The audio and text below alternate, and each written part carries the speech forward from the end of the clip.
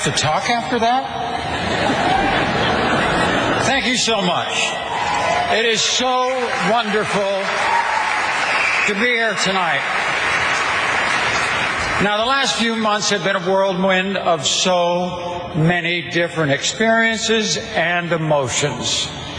But to tell you the truth, it seems like every time I turn around in life, I'm putting myself in these high-pressure situations, competing in the games, raising a family. But I've never felt more pressure than I ever have felt in my life than over the last couple of months. Picking out this outfit. Okay, girls, I get it. You got to get the shoes, the hair, the makeup, the whole process. It was exhausting. And next, the fashion police. Please be kind on me. I'm new at this. But anyway. And I just want to take a quick shout out to our soccer team that they have absolutely... Ladies, you clean up very well. Well, the real truth is that before, just a few months ago, I had never met anybody else who was trans, who was like me. I had never met a trans person, never. Now, as you just saw, I dealt with my situation on my own, in private. And that turned this journey into an already incredible education. It's been eye-opening, inspiring, but also frightening. All across this country, right now, all across the world, at this very moment, there are young people coming to terms with being transgender. They're learning that they're different, and they're trying to figure out how to handle that, on top of every other problem that a teenager has.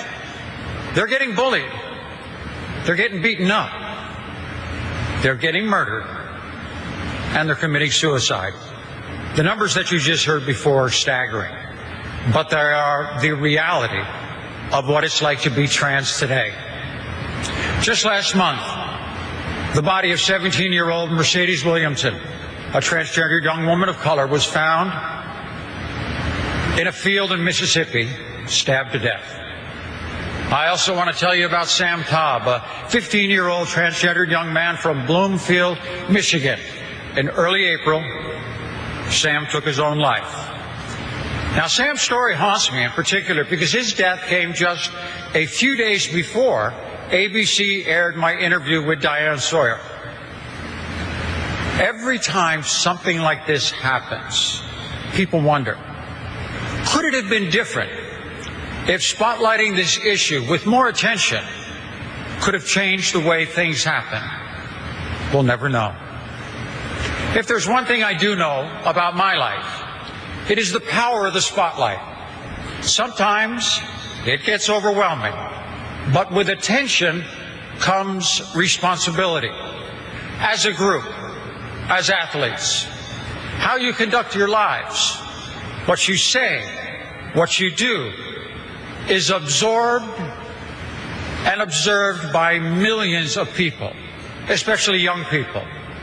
I know I'm clear with my responsibility in going forward to tell my story the right way, for me, to keep learning, to do whatever I can to reshape the landscape of how trans issues are viewed, how trans people are treated, and then more broadly, to promote a very simple idea: accepting people for who they are, accepting people's differences.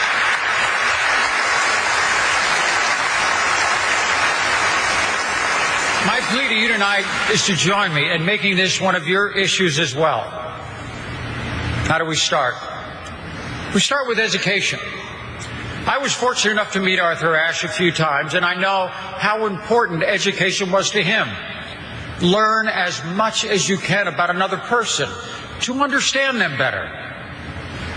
I know the people in this room have respect for hard work, for training, for going through something difficult to achieve the outcome that you desire.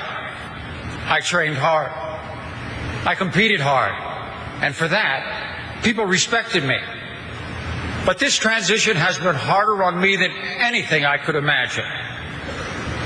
And that's the case for so many others besides me. For that reason alone, trans people deserve something vital. They deserve your respect.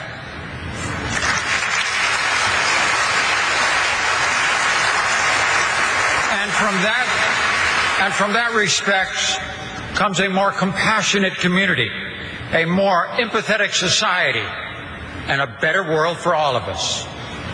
There have been so many who have traveled this road before me, from in sports Renee Richards, to Chaz Bono, to Laverne Cox, and many others. Janet Mock, who's with us tonight. And I want to thank them all publicly, as well as the ESPYs and the late Arthur Ashe and his family for giving me this platform to start this next phase of my journey. I also want to acknowledge all the young trans athletes who are out there, given the chance to play sports as who they really are. And now, as of this week, it appears that trans people will soon be serving in the military. That's a great idea. We have come a long way, but we have a lot of work to do. I'd like to thank, personally, my buddy Diane Sawyer. You know, you can only tell your story the first time once, and Diane, you did it so authentically and so gracefully. And me and the community is so thankful for that, and I thank you so much, Diane. I'm so proud to have you as a friend.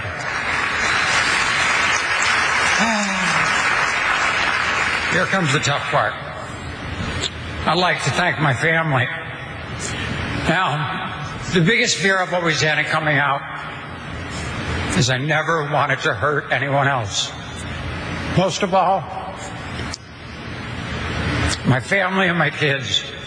I always wanted my children to be so proud of their dad for what he was able to accomplish in his life. You guys have given so much back to me. You've given me so much support. I am so, so grateful to have all of you in my life. Thank you.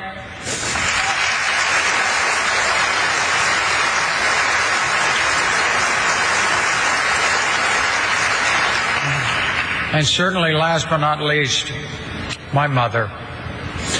My mom, who just a little over a week ago had to have surgery and didn't think she was going to make it. But she is here with me tonight to share this night. Now,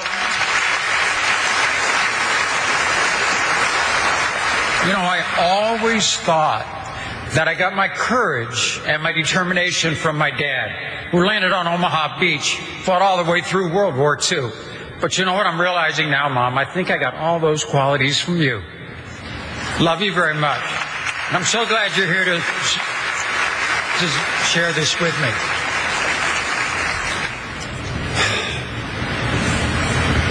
You know, it is an honor to have the word courage associated with my life. But on this night, another word comes to mind, and that is fortunate. I owe a lot to sports. It showed me the world. It's giving me an identity. If someone wanted to bully me, well, you know what? I was the MVP of the football team. That just wasn't going to be a problem. And the same thing goes tonight. If you want to call me names, make jokes, doubt my intentions, go ahead. Because the reality is, I can take it. But for the thousands of kids out there coming to terms with being true to who they are, they shouldn't have to take it.